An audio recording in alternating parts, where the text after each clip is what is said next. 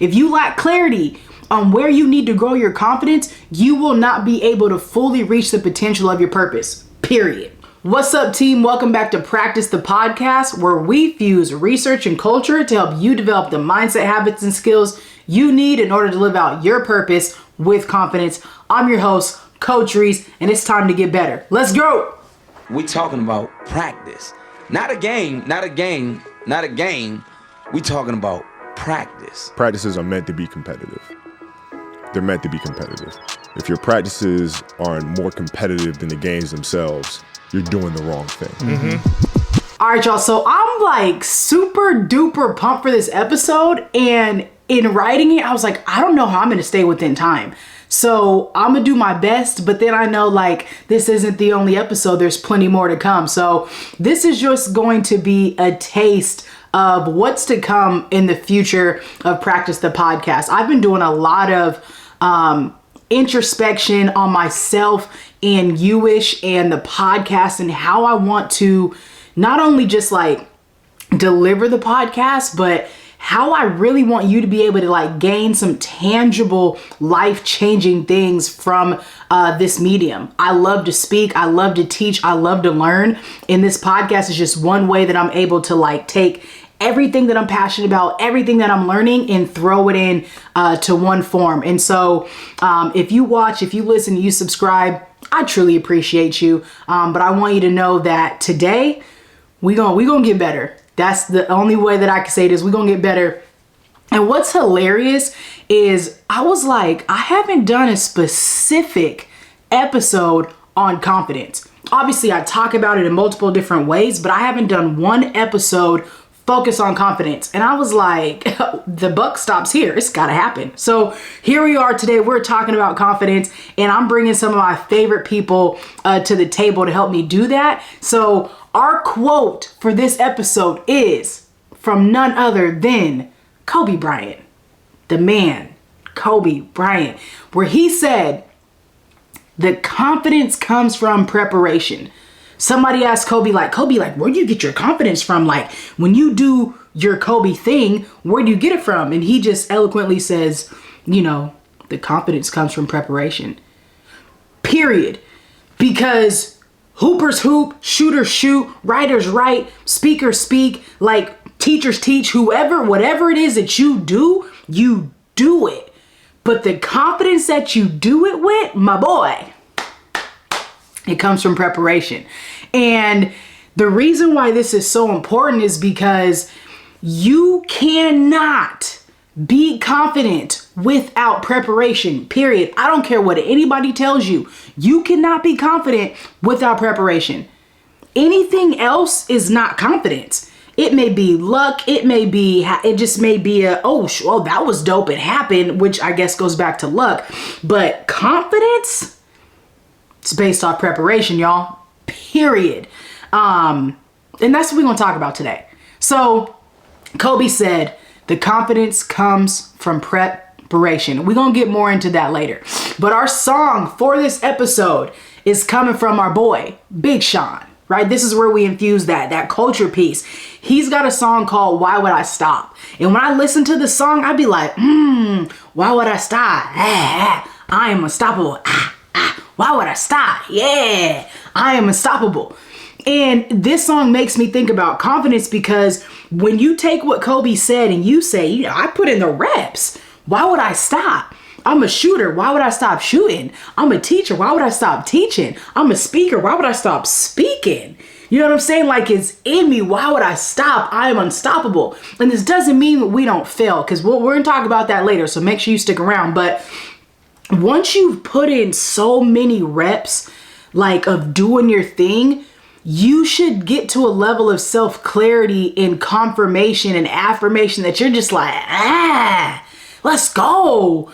This is why this is practice. This is why I'm saying that Coach Rees and me comes out. I couldn't do this podcast any other way because it would be inauthentic. And so when I hear Big Sean say, why would I stop? I am unstoppable. You know what I think about?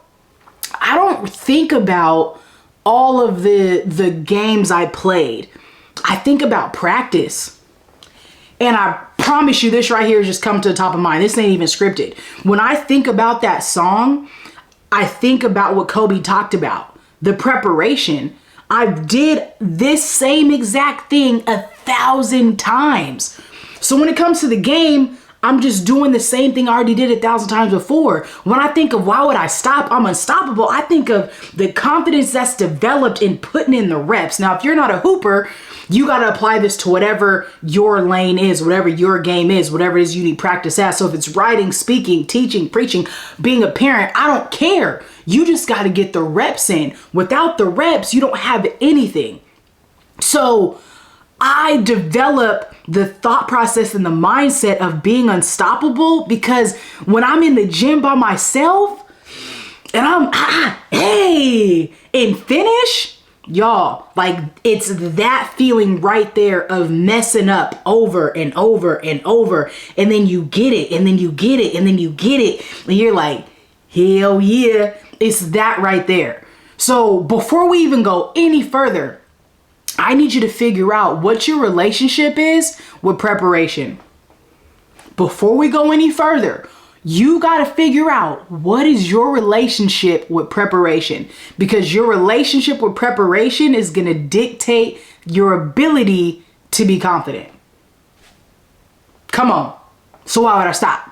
Your relationship with preparation is going to dictate your ability to be... I'm not sure I understand. Oh, come on, Siri. Your relationship with preparation is going to dictate your ability to be unstoppable. That's it. So in order for us to continue to move forward, I got to obviously give us the research. You're like, okay, Coach Rees, research and culture. We got our culture piece, but I'm going to go research. I'm going to go right back to the bag.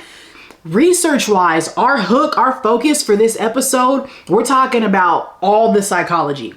Positive psychology, cognitive psychology, behavioral psychology, and organizational, which they're all pretty much in the same kind of loop because organizations are based off of people and people are positive, cognitive, behavioral, right? So everything that I'm about to talk to you about is all research based. Everything that Kobe just said, why would I stop Big Sean? It's all research based, but it's coming through in a different way.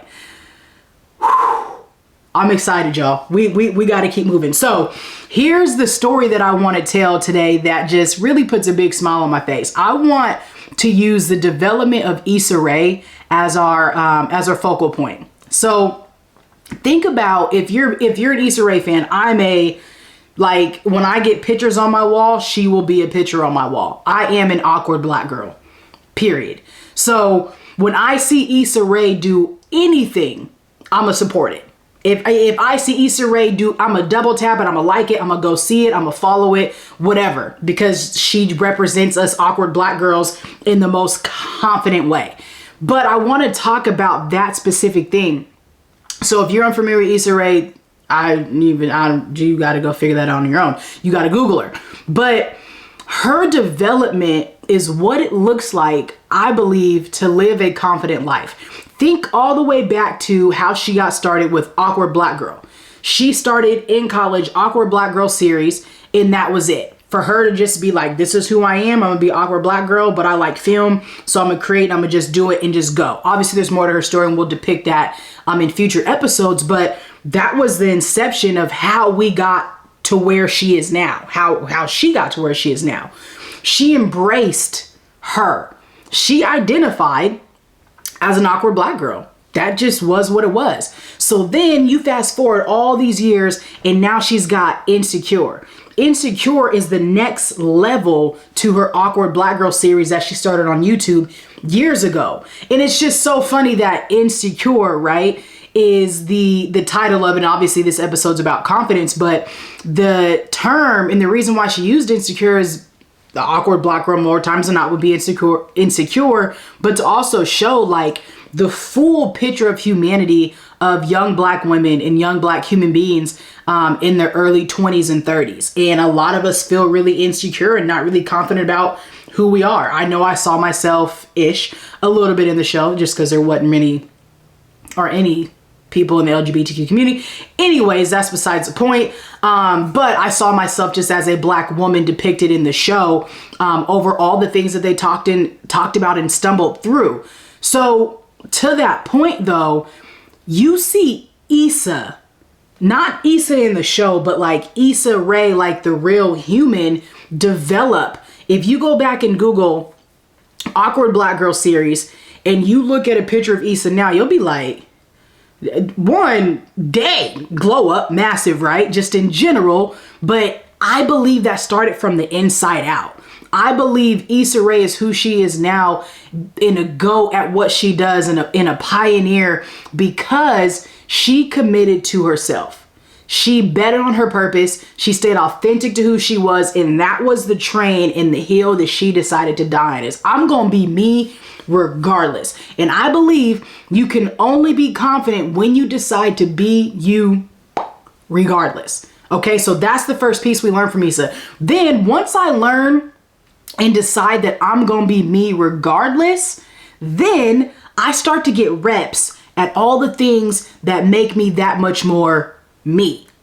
And Issa got reps at being her, at being her, at being her, that she became that much more confident in who she was. And that's why I talk about the glow up, not from just a physical stance, but you do see a physical transformation because she doubled down on who she was and found all these other areas of how can I grow and be better, but still remain true to me. And I think that right there is the epitome of what does it mean to double down on you, to be able to grow and be authentic and really be able to exude confidence in who you are and all that you do.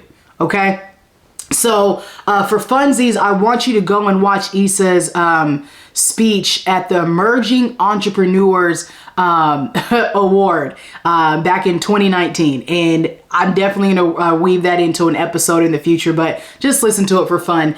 And I'm going to talk about it again as we get to the end of the episode. So, all right, y'all, it's time to dive in. We're about to get better. Let's get it. So here's what I want you to think about. When we're talking about confidence, I want to hit on 3 specific areas today when we're talking about confidence.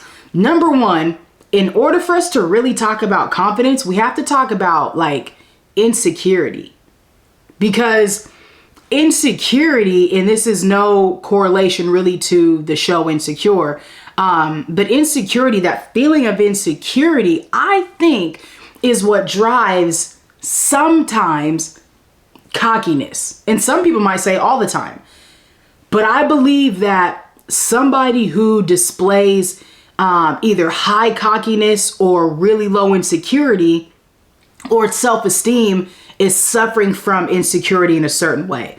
So let me put this together real quick before we move any further. I believe the difference between cockiness and confidence is humility, but not because people who are confident think less of themselves, but because I think people who are confident have their confidence anchored in a intense self-awareness that allows them to know, wow, I'm really good based off of putting in their reps. They know their strengths, but they also know I can still get better. They also fall to under leadership and mentorship of other people. They also want to be able to grow. They have a keen sense of self-awareness and self-management, self-regulation, self-certainty, right? They understand themselves on another level that oftentimes those folks who I believe display a high sense of cockiness don't have the ability to comprehend. The other thing that I think is a difference between cockiness and confidence is the people who display, I believe, confidence also have a level of emotional confidence, emotional maturity, emotional efficacy that folks who suffer from cockiness do not have. So let me re-say that in a better way. I believe the difference between cockiness and confidence, number 1, lies in humility, the humility to know thyself, the ability to self-regulate, and number 2, the emotional confidence, the emotional efficacy, and the emotional regulation that somebody who displays authentic confidence versus somebody who is cocky. Now, that right there in itself is a whole nother episode, and we'll dive into that later, but I wanted to give that ground explanation on why I think confidence and cockiness look a little bit different. And I think cockiness is sometimes anchored in insecurity. So let's dive in there. Insecurity, I think, is sometimes anchored by a lack of clarity. If I'm unclear, I'm going to be, I might stutter. I might not, I'm in a two-step. I'm not going to know how to show up. I'm going to feel a certain way. Like insecurity is going to, it's going to show up in a way that is soft and weak, unclear, muddled, foggy, all of those things, right? And so versus somebody who is confident, they show up and they carry themselves a specific way. I also believe when we go back to Kobe's quote and he talks about the confidence comes from reps, which to me means the insecurity is going to come from the lack of reps. So if you feel like you're insecure in any way, in anything, whether you're an entrepreneur or you're a content creator and you struggle with speaking, get in the reps. Get in the reps. If you get in the reps, I promise you this is going to help subside your fear of failure, your fear of messing up, or the insecurities you have in doing the things that you want to do, right? So now let's move from insecurity to imposter syndrome. Now, imposter syndrome we have to talk about because oftentimes people might think that imposter syndrome is the feeling of insecurity specifically, or that people who are confident may not suffer from imposter syndrome. Here's what imposter syndrome pretty much means and looks like in the grand scheme of things. Imposter syndrome is a form of self-doubt. Imposter syndrome is a form of self-doubt that comes through a thought, okay? Self-doubt that comes through a thought, and you have it. The key here is I believe when you are confident, you have the ability to snatch that thought. You just say, Because if you go back to what I said about the person who is confident versus cocky, that humility enables them to be emotionally confident and have emotional efficacy. So what that means is because of my self-awareness, I can be as confident as I need to be. And when imposter syndrome starts to TLC creep on up into my mind, I can say, wait. That thought doesn't align with who I am. That thought doesn't align with how I want to be. That thought doesn't align with truth. So when I'm a confident being, I can snatch imposter syndrome thoughts up and say, you don't align with truth, so I'm not believing you. Period. It doesn't align. But if I don't know myself, if I'm not self-aware and I have specific thoughts, I'm not going to know what thoughts don't align with the truth. So I got to know me. So when you know you, you're going to know your thoughts. You're going to know the root of your thoughts and where they came from and which ones align with the truth. And the truth is rooted in your reps. If you put in reps, you know how to get better. You've been seeing yourself get better. You say, boom, period. So whatever thought rises up, you're not good enough to be here. You didn't work hard enough. You don't deserve this. You're not worthy. You can say, boy, that's not it. And the reason why that's not it is because you know you put in the work. You've seen yourself succeed. You've embraced your relationship with failure. You understand what it means for you to prepare and prepare well so you can show up and do what you got to do. But if you don't know you, that's when that insecurity, it might be like, So if you're insecurity and imposter syndrome knows exactly where to attack and you actually didn't put in the work, well then of course, the imposter syndrome is going to win over. So that's where you got to go back and say, okay, boom. Where does my confidence lie? What's my relationship with preparation? How is it that I really, really want to get better? Because in order for me to get better, in order for me to be confident, in order for me to capture imposter syndrome thoughts, I have to be able to know thyself, which is anchored in humility, y'all. All right, team. So now that we've talked about insecurity, imposter syndrome, it's time for us to narrow in on confidence, okay? So confidence is a psychological mindset. If you listen to any of my videos, you've heard me say this before. Confidence is a psychological mindset. Boom. Okay, Coach Rees, what does that even mean? What is a psychological mindset? Well, I'm gonna tell you. Remember, our research is based off of positive, cognitive, and behavioral psychology. So the psyche is our mind, right? Our psychological thought process of ourself, our mindset. Where is our mindset? Our mind is set. Our psyche is set on being confident. The word I'm going to use, or the phrase I'm going to use now, is self-certainty. So confidence is having a sense of self-certainty about you, that you are, you're firm, you understand, you have peace and experience joy with being who you are. This is where authenticity comes in. This is where self-acceptance comes in, reassurance, right? This is the opposite of self-doubt. This is the opposite of feeling inauthentic, is that self-certainty, and that confidence is built off of, I know because I've done and I stand in who I am. Okay. That's the mindset. And so a lot of people say, oh man, I lost my confidence. I beg to differ. I don't really know if you can lose, you can lose your confidence when you stop developing it. So let me go that direction. Confidence is a psychological mindset that can be developed. Again, we got to go back to the top of our quote from Kobe. How did Kobe become so confident? Because he put in the reps. How do people be insecure? Because you're not putting in the reps, right? So if I start to put in the reps, I'm going to start seeing myself succeed and getting the wins. Okay, whatever that area looks like for you. You lose confidence not because you failed one time. You lose confidence not because you went out and you didn't win everything, or it didn't go your way 1, 2, or 3 times. You lose confidence when you stop preparing. You lose confidence when you when you get too cocky to prepare. Boy, here's what I'm saying, okay?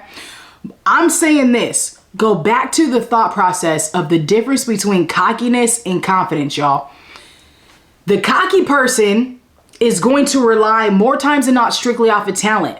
And they may work hard. I can think of a lot of cats who may be cocky and work really hard, but sometimes they're overcompensating for something else. And I think that's the inability for them to really be humble and emotionally confident, right? And self-aware. That's one piece. But the other thing is, a lot of people will get confident because you can work for it, and then they stop working. You work for it and then you stop working, and then you go, man, I'm starting to. So this is where the benefit of being just a student of a learner, I'm gonna use learner specifically, being a learner of your craft, a learner of the game. When you could be a learner of your craft and a learner of the game, you will forever put in the reps. You will forever be hungry to know all you can know about it. That's where that humility comes in, because you never reach, there's no ceiling. When you're humble, there's no ceiling, because when you're humble, you'll go deeper, which allows your brain and your knowledge to grow expansive, and you'll know, wow, there's so much more out there that I want to know that I don't even know yet. That's the power, y'all, of being confident, is you're like, there's still so much more, and I get to reach my potential because I continue to drive, and I have this thrive mentality about me that some folks who are cocky just don't have, right?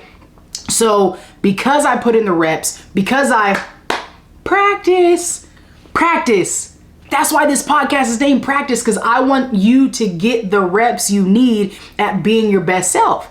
That's it. But you got to figure out where do those reps lie, right? Okay, so reps, practice, preparation equals confidence. You stay confident when you keep putting in the reps, right? Whew, Lord. Now real quick, I want to take us on another little path real quick, so please hang on with me, okay? There's a term called self-efficacy. Self-efficacy is, you might have heard this term, efficacy, and I used this earlier. I talked about emotional efficacy. You might have seen the word efficacy a lot of times around, and it's usually the dependability, the endurance, the wherewithal, of something, right? The belief in something, the goodness of something, right? So the durability of something. When it comes to self-efficacy, this means I believe that I have the ability to endure difficult situations, adverse situations, and continue to pursue. So self-efficacy is a best friend, cousin, sister, brother, whatever you want to say, of confidence. Because the more confident I am, the more I believe I have the ability to withstand adverse situations. So the higher my self-efficacy, the higher my psychological well-being, which means the higher my overall hope, right? The higher my overall optimism for who I am in my future and what I can do. That's why the person who's confident is like, if I fail, it's a 1 time, it's a 2 time, but I know I'm gonna learn from that joint. I'm gonna bounce back, because shooters shoot, y'all. Confident folks can still deal with imposter syndrome. It may still rise. It still rises for me. But again, because I have high self-efficacy, I believe I have the ability to endure difficult situations through the roof. So that means to me, when an imposter syndrome thought arises in my brain, I know I can snatch that joint up and throw it out. And if it keeps coming up, then I got to get to that part. I got to get to that place and figure out, okay, what do I need to do in order for me to continue to be confident in what I'm doing? All right, team. So now I want to talk about failure, because confident people still have to deal with failure, but because they have high self-efficacy and their mindset is in such a high, they have such high psychological well-being, they deal with failure different. We deal with failure different. You're going to deal with failure different. And here's how I like to see failure, okay? Failure, I've moved it back a couple places in life, right? So I now see I need to know how to do better. That's stage one. Stage two is I need to now know the skills on how to do better, because that is what I'm repping. I have to gain the knowledge on how and what. Then I need to gain the skills on how to. I rep that. Once I get in these reps, I call this experiential capital. Now that I've got the knowledge, the know better, I now have the skills, the do better, I then go attempt it. And then that's where failure comes in. So I've moved failure back 3 places.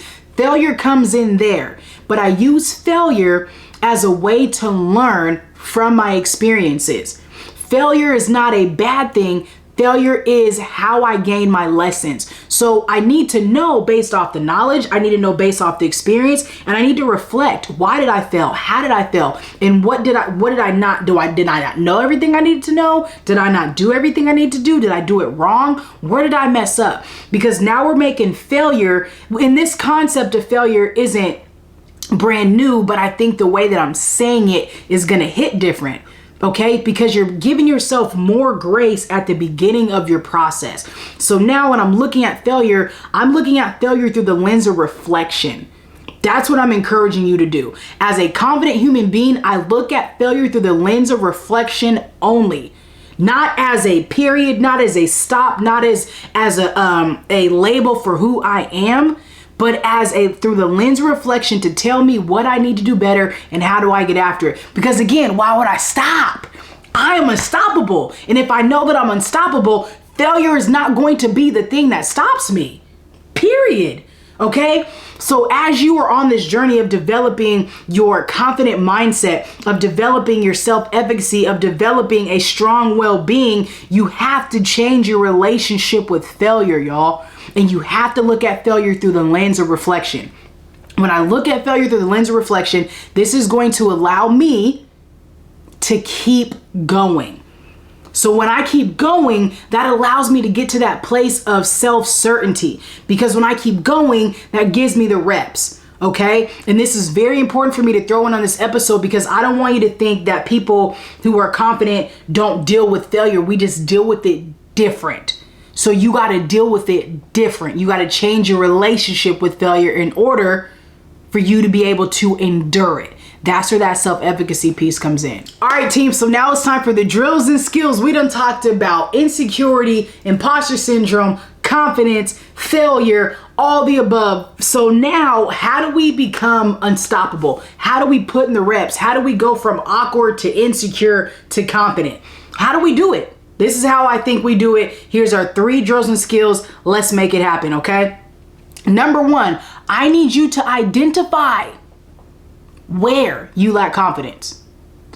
Identify. Like where is it that you feel like you lack confidence? I lack confidence here. And here's what you can do is you can allow your imposter syndrome to speak to that place. You can allow your insecurities to speak to that place. You can allow your failures to speak to that place for you. But if you don't sit down or walk or whatever, or swim or run, whatever, if you don't get to a space of that allows you to be self-reflected, you're not going to know where you lack confidence and where you need to grow confidence. And if you are unsure and unclear, if you lack clarity on where you need to grow your confidence, you will not be able to fully reach the potential of your purpose, period. It is what it is. So I need you to get to a space where you can get to the root of where is it that I lack confidence, okay? Number 2, I need you to write down a list of all the skills. What are the skills you need in order for you to be unstoppable in your lane? I don't care what it is you do, how you do what you do, whatever. There's certain skills that you need in order for you to not be showing up in spaces feeling insecure, in order for you to not be showing up in spaces and feeling like you're dealing with imposter syndrome that won't go away. I need you to identify the skills and you need to write them down. I need, and then how do I develop them? Who do I need to help me develop them? What do I need to go to? Because what needs to happen is you need to figure out how you're gonna put in the reps, okay? You also need to, one, identify the skill, identify how you're going to develop them, and then what's going to be the reward, right? The reward may not be an external reward, like you go out and buy yourself something, but the reward may be you feel more confident, okay? But you feel more confident in doing it, but what's going to be another added benefit of that thing? And number 3, practice, period. You cannot develop confidence without practicing. You cannot develop confidence without putting in the reps, okay? So I hope that you got something out of this. I know I spoke really kind of fast. I'm trying to shorten the length of these podcasts because just so I can do more and add more and be more versatile in other ways and not be spending so much time in these. And I want people to be able to listen to them, and I want them to be concise, and I want to be able to speak more concise. So that's one area I'm growing my confidence is being able to be more concise and precise with my delivery. So here's what I want you to know. Confidence is about doubling down on who you are, getting in the reps in the areas that you need reps in that align with your purpose, and then creating an environment that supports you and your development. And then what you got to do is just keep on keeping on. And also, while you're in the midst of this, you got to develop. I want you again to listen to that Issa acceptance speech, because the way that she delivers that is in a way that says, if you don't know me, it's irrelevant. And that's a part of confidence. And it's not cocky. To some, this may seem cocky, but I promise you it's not. Because if you know me, you know me. And and you're not going to take offense to whatever this is. And it's oftentimes people who don't know you that got something to say about whatever. But people who really rock with you, people who know you, people who trust you and really view you as being authentic, they're not as easily offended by certain things and surface things, okay? So while you're on a mission of developing your confidence, you have to get very clear on whose opinion you care about.